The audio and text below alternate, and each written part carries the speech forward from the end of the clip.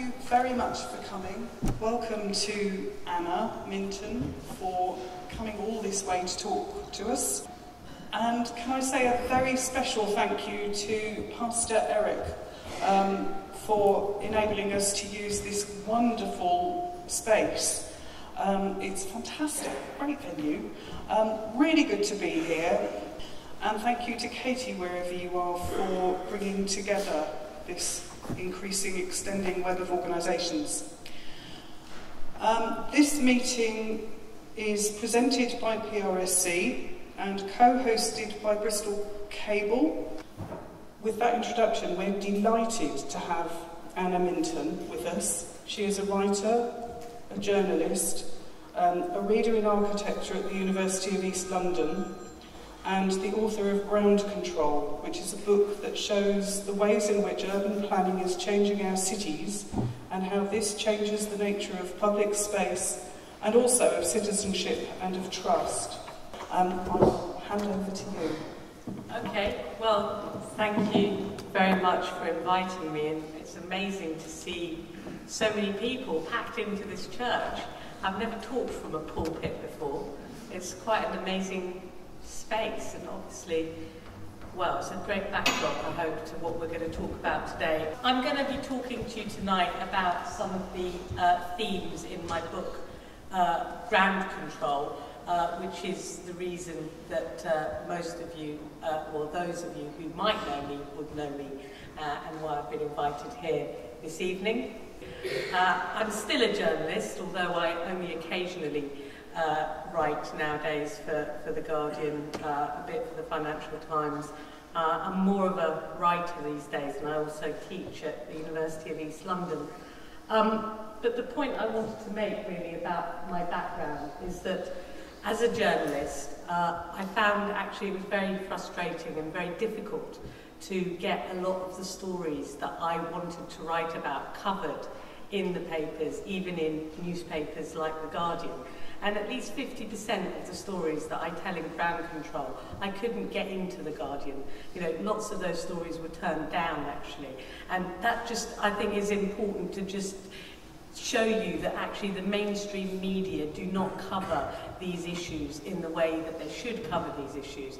And I was fortunate enough to be able to write the book, which gave me the platform to write about these issues, and now papers like The Guardian are really keen to cover this sort of area. But actually I just wanted to make this point about the mainstream media because it is connected to the wider discussion that we're going to have, and to the failures in our political culture, democracy and local democracy, which these issues are all very closely related to.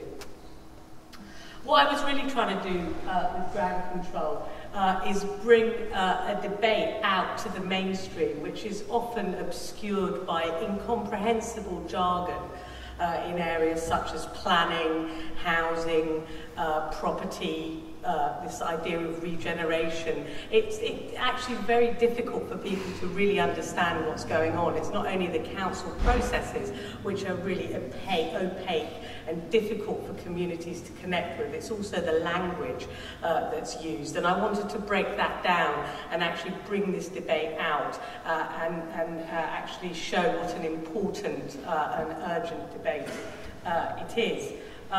I'll just say one final thing before I get into the meat of what we're going to talk about today, and that's about the changing context, the changing backdrop to all of this.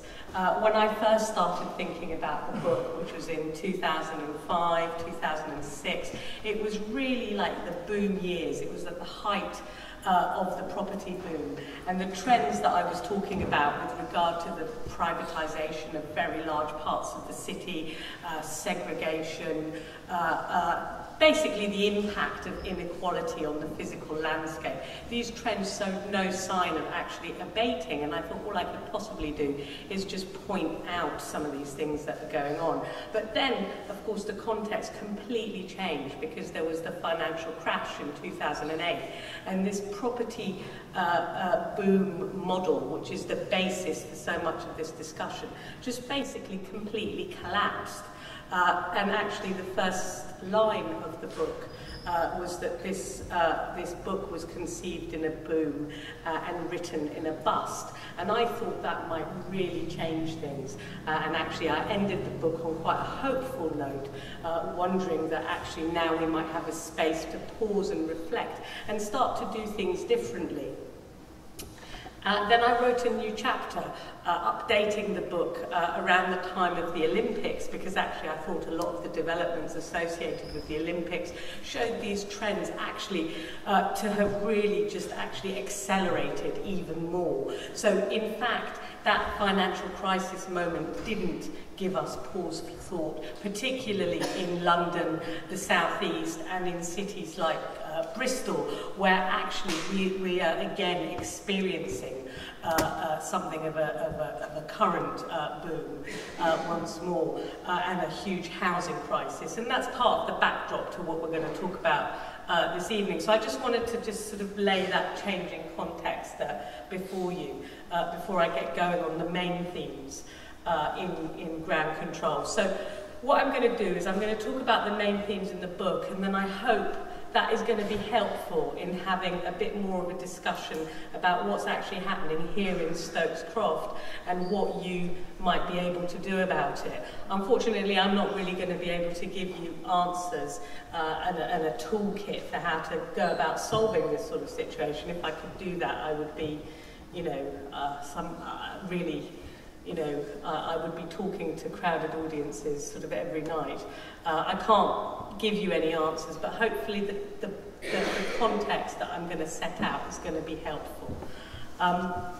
So the main themes in ground control really kick off with the post-industrial change that this country experienced in the 1980s, when basically we lost our heavy industrial base, and that meant that there was a huge opportunity for redevelopment in cities. The factories and the dock sides and the canal sides of cities, all of these became empty, derelict, abandoned spaces, and actually that created a real opportunity for new development. It was actually the biggest wave of construction that we've witnessed in our cities since the 1950s and 60s. And during the boom years, every city, particularly cities like Manchester and Liverpool, were just characterised by cranes everywhere, you know, and construction was the level of construction was absolutely massive. But it was a particular kind of development, and what I argue is that it was a very polarised pattern of development, which gave rise to a two-speed economy, and that this whole idea of regeneration actually, which sounds good, but it's something we have to think about a lot more carefully. What do we really mean by regeneration? Well, it seems to me that we mean actually creating places which all seem to be strangely similar wherever they might be, privatised, sterile places. I mean, updating the themes that I talk about there to today. Today, I think the really big themes are the housing crisis, the complete failure to provide properly affordable housing, and the death of council housing or social housing. So this is a slide which really was emblematic of that boom which took place in the years 2006, 7, and this is the centre of Liverpool, which became Liverpool 1, an entirely privatised area in the heart of Liverpool, 34 streets, privately owned, privately controlled, policed by private security. And this is the sort of city I call the privatised city. And the reason I'm showing you this picture here is because this is a very different kind of place. It's just a small little place round the corner from Victoria Station in London. It's called Cardinal Place, and it's owned by a property company called Land Securities. And the reason I'm showing this is because what I'm trying to get across is that all over Britain, in all our towns and cities, whether development was in large areas or in small areas, this has become the template for all new development today. So this is what I call the privatised city, and there are two elements to this privatised city. There's actually some more elements that I'll talk about later relating to the housing crisis, but these are the elements I talk about in the book. It's the idea of private ownership of places based on a Canary Wharf type model, Canary Wharf being London's, obviously you all know Canary Wharf, the City of London's major financial district, which was built in the late 1980s, and it's really a symbol of that post-industrial change. The empty, derelict docks gave rise to this place which was the hub of the financial services industries after the deregulation of finance in 1986, which created the need for these huge banks with massive trading floors, and hence Canary Wharf came into being. And that was a really emblematic time, I think, there, the mid-80s, and the deregulation of finance, which was called Big Bang. And actually that underpins so much of the trends that we're going to be talking about. But alongside the privately owned places, which of course includes Cabot Circus as well, which is another huge open-air, so-called malls without walls that critics in the US sometimes call these places. Alongside that, we've got another model, which I'm also going to talk to you about, of business improvement districts, which is a way of managing cities whereby even if the streets and public places of part of the city are not privately owned, they still are under local authority control. Actually, a private company is brought in to manage them in a very similar way, with lots of security guards and CCTV. And in Bristol, I know that you have quite a few business improvement districts, actually. I looked it up today. You actually have 5, which is quite a number. So the economic model that underpins these private places, whether they be privately owned or whether they be business improvement districts, is what was known as property-led or retail-led regeneration, where the main aim is basically to see space and place as a space for investment and to get property values and land values as high as possible, and to get as much revenue as possible from rents, and to see place primarily as a space for profit. And the French sociologist Henri Lefebvre said, talking about this more than 40 years ago now, that if you treat place purely as a product and as a place for investment, everywhere will come to look the same.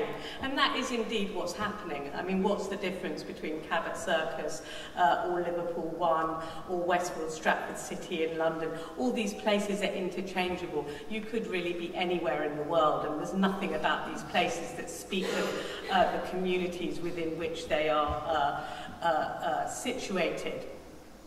Actually, to my mind, this was the model that really thrived during the boom period, because it is based on borrowing massive amounts of money. Property companies had to borrow huge amounts of money from banks to put into these places, and the idea is all the money that would be made would pay back those loans. And that debt-based model of property finance totally collapsed with the financial crisis. And actually, when I wrote the chapter looking at the Olympics, Lend-Lease, which was the property company which was supposed to be building the Olympic Village, was unable to raise the financing necessary to do that. And at the same time as the government was bailing out the banks, it bailed out the Olympic project to the tune of almost £6 billion. So it was very much a similar model.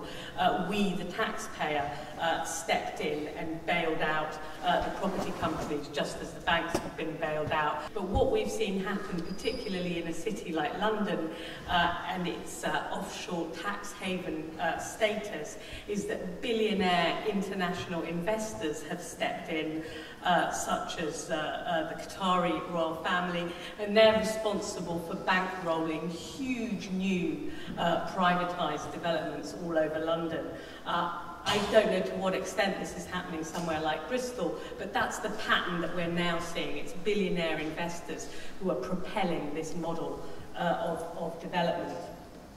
So what kind of places are being created? Well, basically, these privatised places are policed by private security guards. They have what's called defensible architecture, high security architecture, which defends itself. And there's very strict rules and regulations over what you can and can't do in these places, from skateboarding, rollerblading, cycling, no taking of photographs, no filming, no eating and drinking even in some places, and absolutely critical, I think, no political protest. So these are actually not democratic spaces. Political protest is not part of the picture in these sorts of spaces. And I think this creates a very different public culture and public life in our cities, and a much more sterile one. And again, what you've got here in Stokes Croft is the polar opposite to what you've got just down the road in somewhere like Cabot Circus. I'll just skip through this because we don't have so much time. I just was going to say a word here about how these huge sites are put together through planning policies, in particular policies of compulsory purchase, which enable these very, very large sites to be created. And I think it's important to just quickly mention this because it shows you the importance of policy. Very often people will say, well look, you know, this is just globalization, this is the inevitable result of globalization and there's not much we can do about it. Actually, no, it's not. It is the direct result of specific policy changes, and in this case compulsory purchase is extremely important. I think that's actually ironic given your situation, which I know a little bit about here in Stokes Croft, which is actually that the council was trying to compulsorily purchase the building in order to work with the community to do something more radical. So that's just an irony, but compulsory purchase can be used in all sorts of ways. What I'm trying to say is that policy matters. This is another image of a privatised place. It's not Liverpool 1, it's another place in Liverpool, just nearby, called East Village. And it just shows you some of the typical features of these sorts of places. So there are these steel bollards outside, and it's very clearly delineated from the public street in front. And there'll be a little plaque somewhere up on the wall saying private property. This estate is policed by whoever it is, and maybe no skateboarding, CCTV 24 hours, but it won't tell you all the things you can't do, such as no protesting there. So actually what we've started to see is that we're going back to very early Victorian patterns of land ownership, which preceded the growth of democracy, democratic government, both central government and local government. Now the reason I'm showing this slide here, this is Bedford Square in the centre of London. And what a lot of people say is, well actually, you know, isn't this model of ownership by a private landlord the way some of the most beautiful parts of our cities have been created? And, you know, it's absolutely true.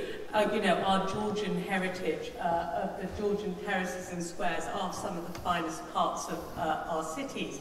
But what you don't see in this slide is that in the 18th century and the early 19th century, this square was surrounded by high fences and railings. There were security guards, and there were even sentry boxes, and the public were not allowed to go into these spaces. And in fact, in a city like London, much of the city was gated off and closed off to the public.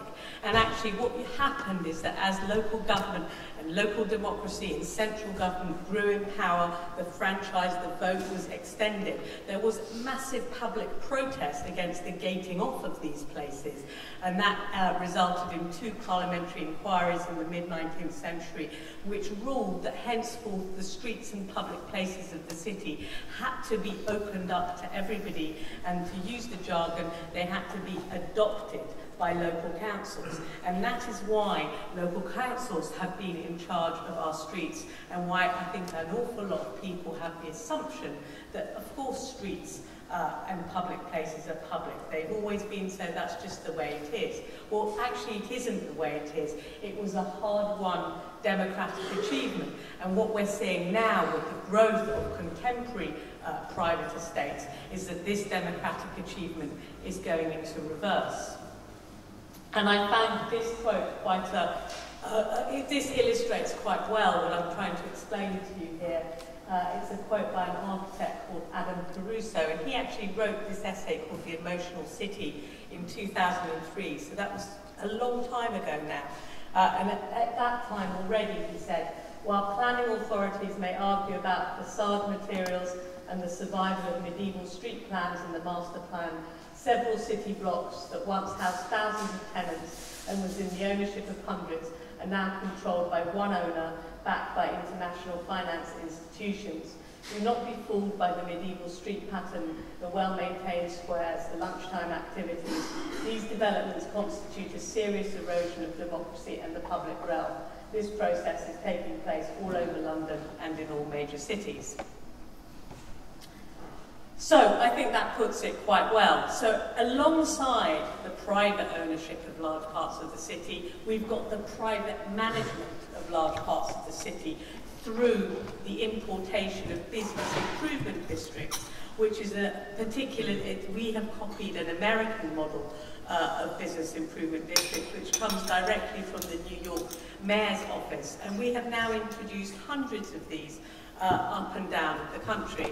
And as I said, you've got 5 here in Bristol. In America, actually, bids have been very controversial because they're seen as undermining democracy. Because actually, whether or not you want to get a bid in your area isn't a matter which everybody votes on. It's a matter which only the businesses in the area will vote on.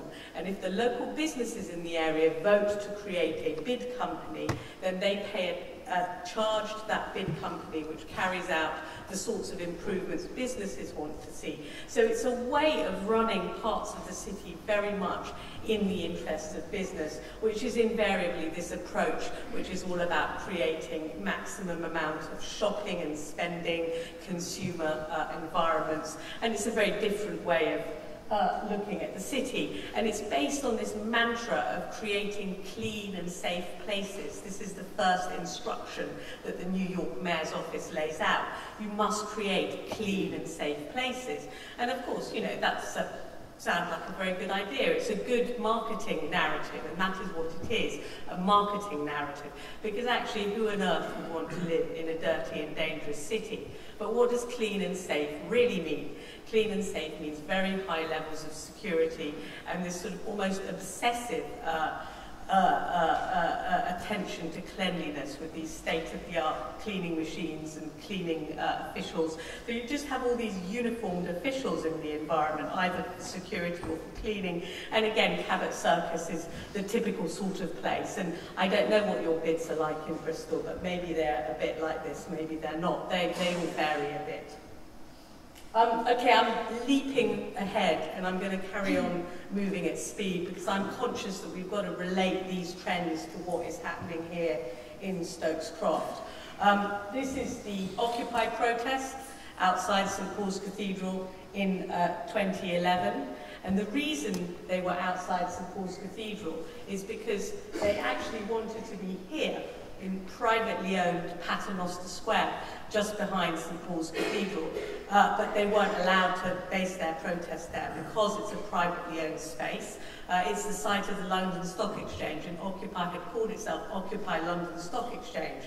But that's why they went to St Paul's, but that's fine, we'll have that slide. So really that's just kind of emphasising again the range of banned behaviours in private space. And the fact that political protest isn't allowed there. And actually the reason why Occupy ended up outside St Paul's is because it emerged that the whole of the City of London, that square mile, is now a series of privately owned estates. And that space outside the cathedral is actually the only sizable public space that still remains in the City of London. I just want to say a few quick words about housing, because since I wrote the book, I think housing and the housing crisis has come to be the big theme that's dominating this discussion about the privatisation of large parts of the city, and it's certainly very much the contemporary discussion in London. Some of you may have heard that in Glasgow, when they had the Commonwealth Games opening ceremony, actually Glasgow City Council planned to stage live the demolition of the Red Road flats as part of the opening ceremony, which would be beamed across the world. And this caused a huge controversy, of course, because it was absolutely outrageous proposal, and Glasgow rode back on it and didn't stage the demolition live on TV, although they have gone on to demolish I think most of that estate now. But I think that's a sort of symbolic moment, actually. The very fact that the council even wanted to do that just shows where we're at with regard to social housing, formerly known as council housing, and the fact that actually it's, it's in the process of being completely finished off by the current government. And all across London you have estates which are up for demolition. This is Robin Hood Gardens in Blackwall in East London, where there was a big campaign to list this estate. It's a famous modernist estate. This is up for demolition. The Carpenters estate in East London is up for demolition. The West Hendon estate is up for demolition. The Haygate estate in Elephant and Castle, 3,000 homes in Elephant and Castle was demolished just in the last few months. And the Aylesbury estate is similarly up for demolition. And actually what's going to be replacing it in Elephant and Castle is a new area called Elephant Park. And it is part of a scheme called Better Elephant. And this is the architect's images. This is what they predict this place will look like, and it will have 2,500 luxury apartments and something like 79 social housing units. So it's a complete reconfiguration of the area, and many very angry residents who were kicked out of the Haygate think it's essentially social cleansing. And these are the trends which are occurring all over London. Okay, I'm going to quickly move on from that to talk about some of the problems associated with private security, because these private places that are being created, whether it's in open-air shopping malls like Cabot Circus or in new estates like Elephant Park, policed by private security. And private security, I would say, actually increases fear. In a way, it's obvious, because if there's security around you all the time, you feel that there is something to fear. But there's a conundrum there, because actually quite often private security is popular, so it's difficult, and people think, well, it's there to make me feel safer. But actually the very opposite of that happens. And part of this actually is connected with a policy called Secured by Design, which is a policy which applies not just to private places, but now to all public spaces, public buildings, housing and schools. And this is certainly relevant to you and the proposals that you're looking at here in Stokes Croft, because this building, which is which I know developers are trying to turn into housing, will also be subject to Secured by Design strictures. And Secured by Design means that a certain level of security has to be in place in order for all schemes to get planning permission. And it tends to result in this sort of thing, with gated areas and lots of associated security features. One thing to bear in mind, though, is that actually when it comes to housing, each scheme has to be negotiated individually. So actually, if you're aware of these issues around security, you can try and negotiate to have the sort of security that you find more easy to live with, rather than the totally in-your-face kind of security that is very popular in some parts of the city. And of course, this is also related to the trend we have in Britain towards surveillance and the level of CCTV we have in Britain. We have more than 4.2 million CCTV cameras, more than in the whole of Europe put together. And we're at the forefront, actually, of private security technologies. We now have flying cameras, which are actually drones. They are the unmanned aerial vehicles used in Iraq and Afghanistan, modified They were modified for civilian use in LA in 2006, and they've now been brought over here, and actually a large number of police forces now use drones. So I'm coming to the end of this part of the talk, which is really the themes in ground control, and in a minute we're going to move on to talking about what you might be able to do. But just to wrap up the themes in the book, and the sort of argument I've been trying to lay out, is that actually this is a way of looking at the city which segregates it and doesn't aim to create cohesive, inclusive places, but these enclaves of defended private complexes with security guards and CCTV. And actually, at the centre of my argument here is that this growing obsession with safety and security and all these external controls actually undermine the natural surveillance that occurs between people in a city. Those unconscious interactions and eye contact which just occur between strangers as they pass each other on the street. That's what keeps places safe. That's what keeps a place like Stokes Croft safe. But actually all of the external security undermines that sense of safety. And that's a really important theme, I think. And it's really something to be aware of when you're thinking about whether or not you want high security places. So, I mean, one of the key issues, because security is popular, it may not be popular with some of you here, but actually lots of people are very scared, and fear of crime is continuing to rise, even though actually crime has been falling steadily since 1995. So we've got this paradox when it comes to crime.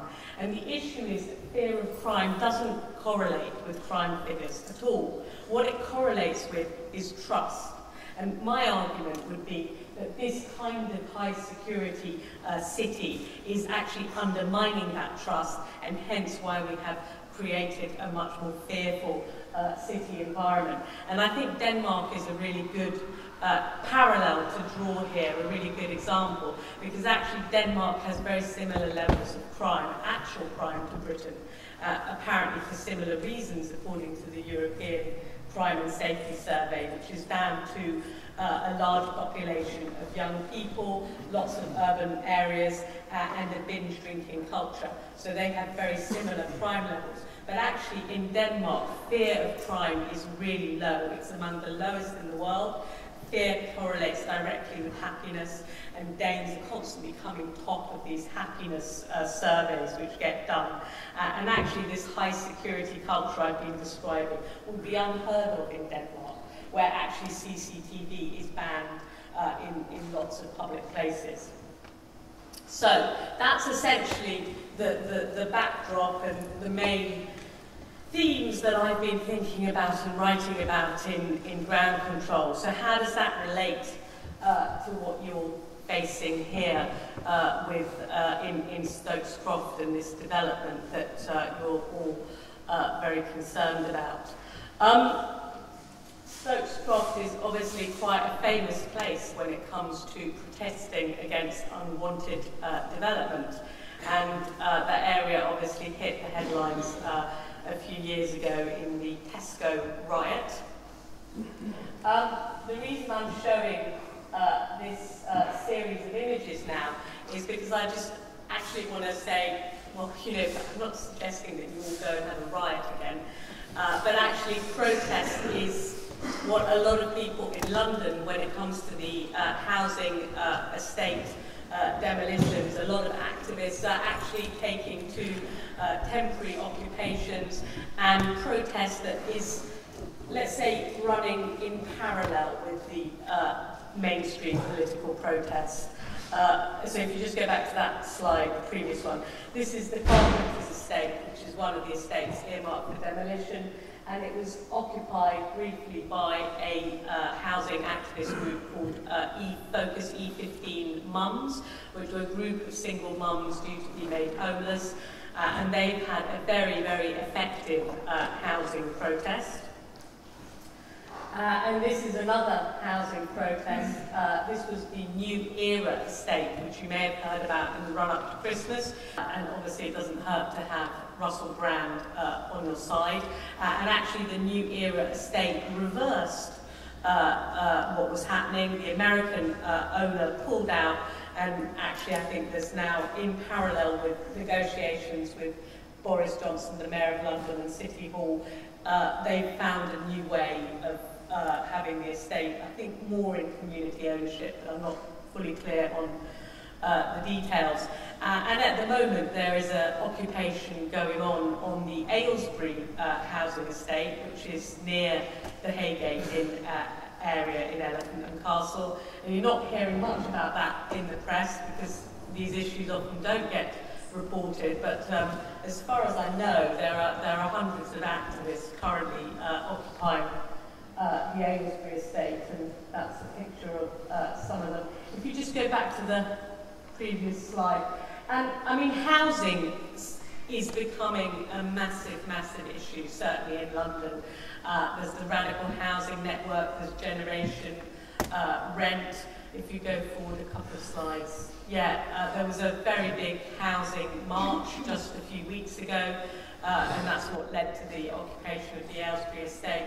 And your issue here in Stokes Croft obviously relates to this, these trends towards housing, using places primarily as spaces for investors. I'm sure what you don't want to happen is for a residential gated development to be built with lots of the properties sold to foreign investors, or perhaps before they've even been built, and to lots of those properties to be left empty. And I mean, that shouldn't sound like a sort of melodramatic scenario, because actually that is what is happening in a lot of new development in London now, because property is essentially seen as an asset class, and in an area like this where property prices are going up quickly, you know, I think it would be fair for you to fear that that might happen. But as far as I know from the situation that you have here, actually, in contrast to an awful lot of the local community struggles I get asked to speak and get involved with, you are not actually in conflict with the local authority.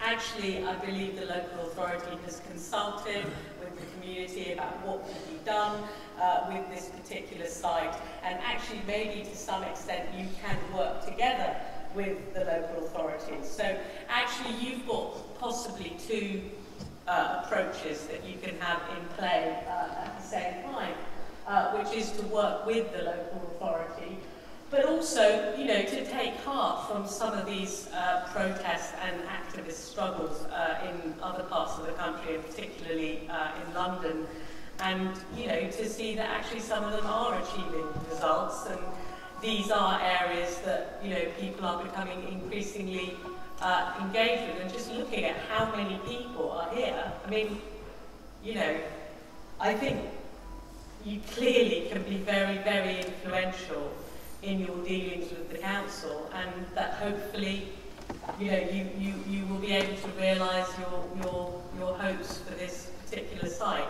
So, you know, as I said at the beginning, unfortunately I'm not able to offer you the answer and solutions, but hopefully the talk has been helpful in citing what's going on here in a broader context of what's going on all around the country. And just from the sort of energy and amount of people that are here, you know, I would be quite hopeful that you're going to achieve, you know, at least some of what you want.